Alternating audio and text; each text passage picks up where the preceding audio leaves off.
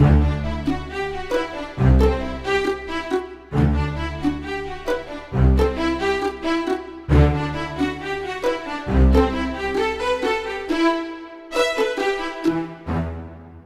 monsters do in their free time? Play chess. Welcome to Probably Real, a podcast where we talk about our favorite conspiracy theories and cryptids. I'm Aislinn J. And I'm Trinity Amethyst. Welcome to our fellow believers. And welcome to our fellow skeptics. Welcome to our fellow skeptics. That was an honest attempt on your part. That was an issue. You tried your best. I struggled both of these last few times. Yeah, you just can't get this intro down, can you? No. You try. We're both together today. I know, it's fun. I'm so excited. It's a little weird. It is weird now. It wasn't weird the first times that we did it because it was the first times that we did it. The first and then when we got used to just being by ourselves. Now we have to look at each other's faces again.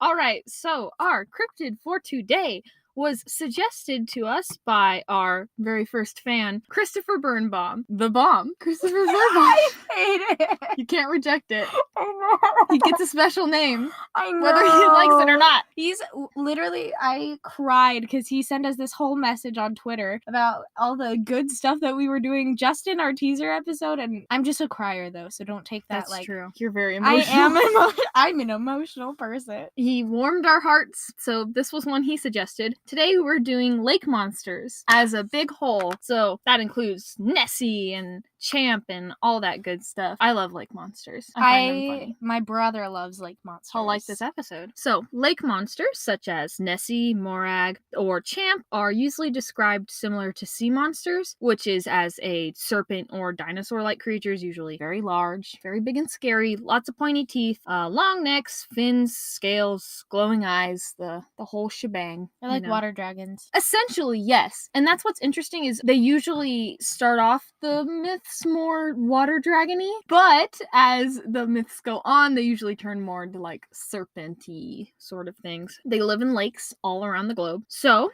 some of the lake monsters around the world are Nessie, the Thetis lake monster, Cressy, I almost said Chessie. Champ, Morag. They like to play chess. That's why they like to play Champ. Cressy plays Chessie. Cressy plays Chessie. That's quality content. Manny Pogo, Winnie Pogo, and so many more. There is so many lake monsters, Aislinn. There's like a lake monster for almost every big lake. Yeah, I've seen a chart. Yeah, really? Yeah, I've seen a chart, but it had like pictures of all of them, and they were like, these are the main lake monsters in America, and there was like 50. Jeez, in America alone. And there's so many around the world too. I mean, a lot of them are in Scotland, which is because that's where a lot of stories like this sort of originate, which is actually something I'll get to later. Nice. Because there's a fun little thing about the origination of monsters. But for now, some of the evidence for lake monsters usually include photos, though they're usually blurry photos, video, witness sightings, and unfortunately a lot of people use a lot of hoaxes as evidence without doing their research and just a few simple misunderstandings and stuff like that. Like I've heard a lot of telltale about people finding corpses of these monsters, but they're not. They're usually not like just mashups of other creatures. And they're probably not like zoologists or whoever that actually know what they look like. Well, because what often happens is that the people in the area will put up like a prize. Put up like a contest kind of? Yeah, essentially it's like, hey, if you catch this thing for us because it's spooking us, we'll give you so much money, which is what happened with the Jersey Devil, right? Oh yeah, they were like, find this. We want to put it in a zoo. Yeah And it's sort of the same thing for, all these lake monsters, except for they don't want to make a nice lake monster zoo. They just don't want lake monsters in their lakes. They just want them gone. They just want them gone. So people would just bring all these like, hey, this is just a really big fish bone, Nessie. And they're just like, this is a tuna. Steve, this is not a lake monster. This is in tuna. Fact a tuna. You know this, Steve. Steve, you're a fisherman. Steve, this is your career. Who is Steve? The fisherman. I bet you he's like Deborah's husband. Deborah Leeds? Another connection to the Jersey Devil. Oh my gosh. That's probably why I was thinking of her. Yeah. Many people believe that lake monsters actually derive from the water kelpies, which, water kelpies, do you know what a kelpie is? A kelp? No, not a kelp. A kelpie? A kelpie. Multiple kelps? Or is it just a singular kelp? Neither. Both of those are wrong. Kelpies are a Scottish mythical beast, which is why I said that a lot of these lake monsters originate in Scotland, like Nessie. But the Kelpie is a water beast which takes the form of a starving horse, and then when riders, it like goes and walks about, and then when riders are like, oh cool, a free horse, as one would if they just saw a horse wandering around town. A free horse? A free horse! This horse is free of charge. And it's hungry. Don't get on it. They jump on it, and when they do, the Kelpie is supposed to either be sticky in some legends. It runs, jumps into lakes, and then eats them.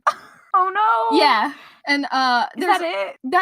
That's the gist. If this was a mythological creatures podcast, I would just go full dive into Kelpie, because Kelpie is actually one of my favorite mythological beasts. The movie The Water Horse has so many different meanings now.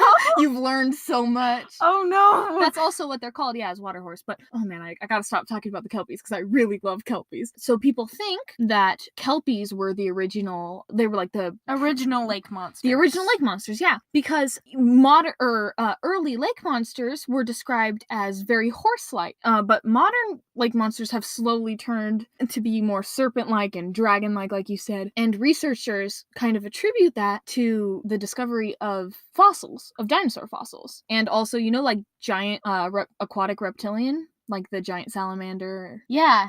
Hugos. What? Hugos. Yeah. That was the name I just made up for them? So people were like, whoa, that's a very big salamander there. That's a big boy. That's probably a really big serpent in that lake over there. Oh, yikesies. Yeah. The whole dinosaur theory makes sense, though, because a lot of modern cryptozoologists think Nessie and other lake monsters, if they are real, are just relatives to ancient aquatic dinosaurs. I love it. I like it too. My only thing is, how would they have lived this long? Unless if there's a species, there isn't one Nessie. If Nessie and all the other lake monsters are dinosaurs, then doesn't that imply that they're a species, not like an individual? So there's like many Nessies? Oh, that's weird.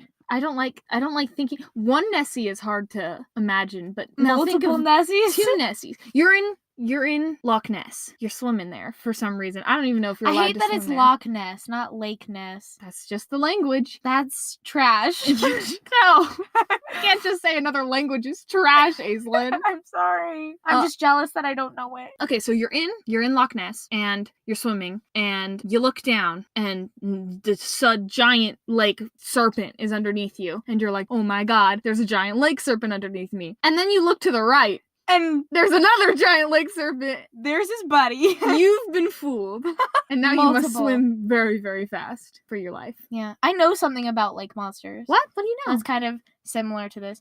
Well, there's the one talking about how there's one that looks like a snake, and they say that there's these fish that are like long eel kind of things, and they follow each other to scare people or something, or they just work in packs or something. That's actually a perfect lead to my next point, which is some explanations for what Nessie is. That's one of them, is giant eels and stuff like that. Some people also say they're seals. But one of the best explanations that I've found is paranormal investigator and skeptic Joe Nickel, I believe, overlaid the sightings of lake monsters over the distribution of the common otter and discovered that the two matched almost perfectly. So the idea is that it's super easy to mistake a group of otters who swim in lines as a serpent. For a huge old snake. For a big old serpent. Because, like, if one's up here, like this, and another's up over farther, like another curve. They can't see my curves. If one's curved over the water, and another's curved over the water a good feet ahead. Yeah, then it would be easy to be like, that's just a big snake boy. So, to finish off, some fun lake monster facts that I found was one of them, a documentary team for Channel 5 used Hollywood special effects to create an elaborate hoax in 2004,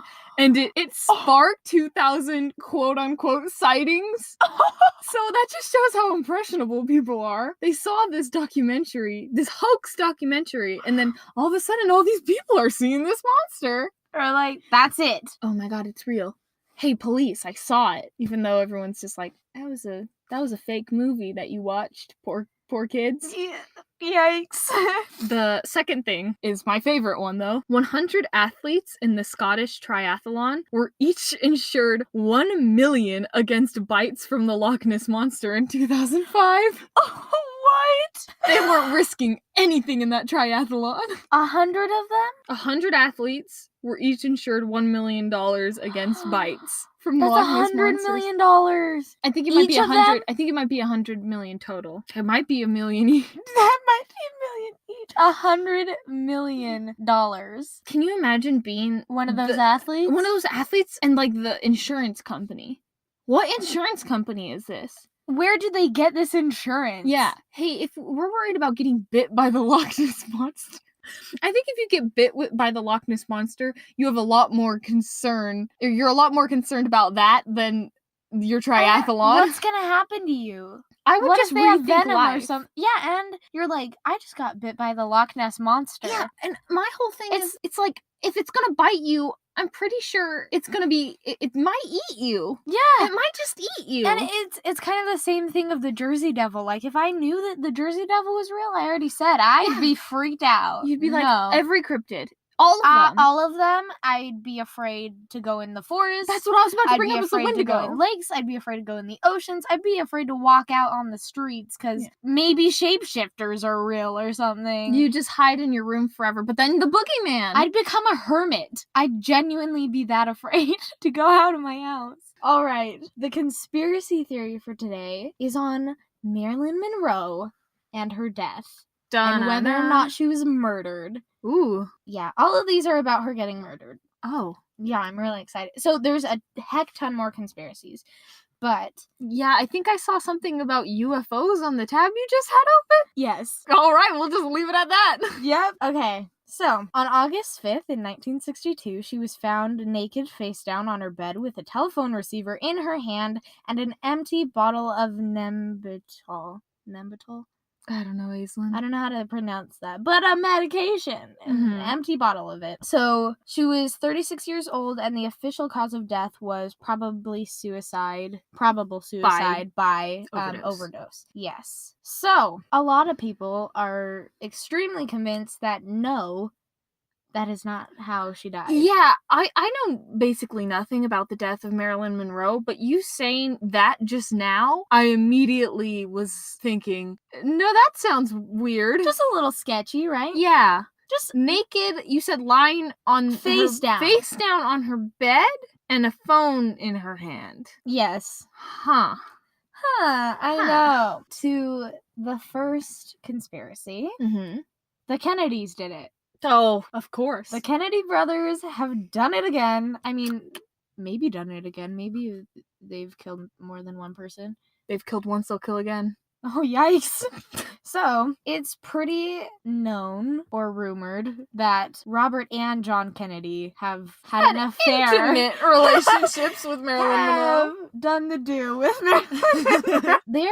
The conspiracy with them is mostly that they induced her suicide, mainly because they were in touch with her psychiatrist, housekeeper, and her agent. And before her death? Yes. Well, they were in touch with them, yeah. Oh. Before her death. And people are thinking that they used them as pawns to get her to kill herself. Just waved a little money under the psychiatrist's nose.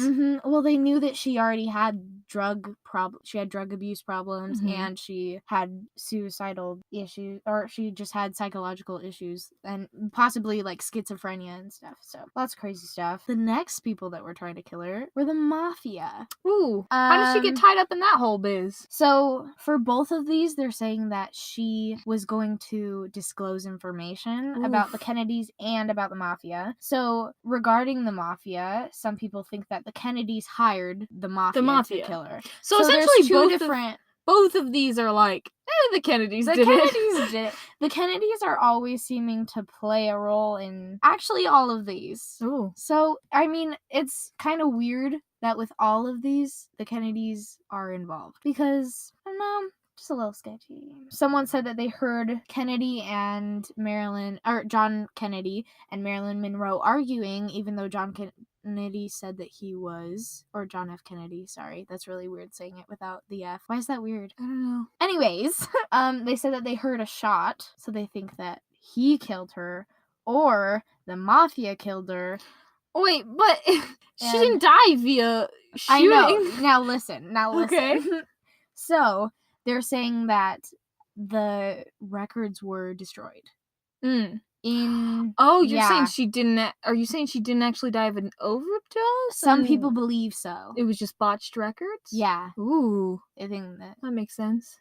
And they could have, but it's weird that they'd have the information that she was like naked face down on her bed with the pills and everything if she was That shot. seems so...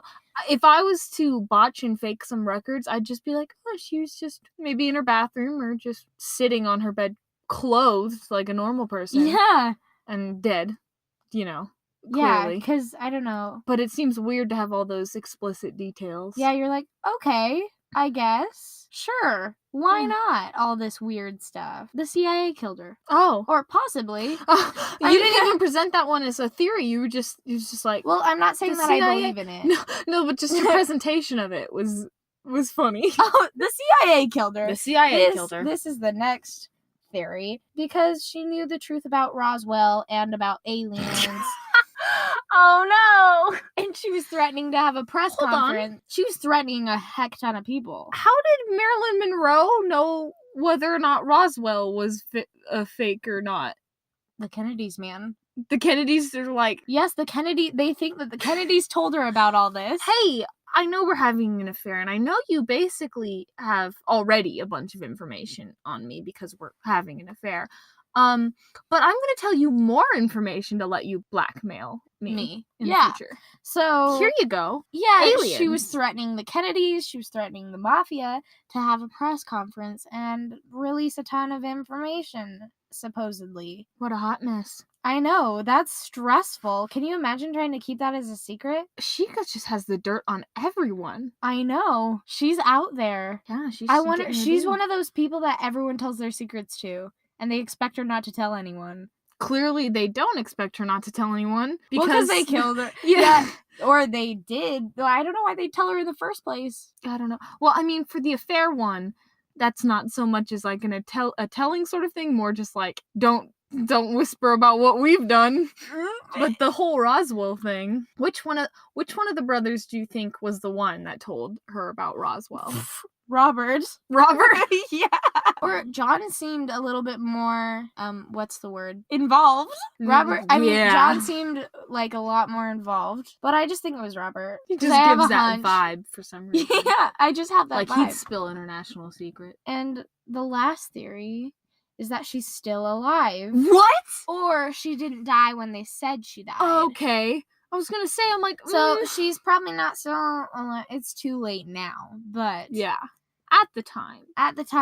This is another Elvis one. Yes, exactly. So she didn't die when they said she died. Mm-hmm. Because they're saying, she did have a ton of mental issues. Mm-hmm. And they're saying that her psychiatrist committed her to a mental institution. She was getting a ton of murder threats. So they're saying that he felt like he had to send her there.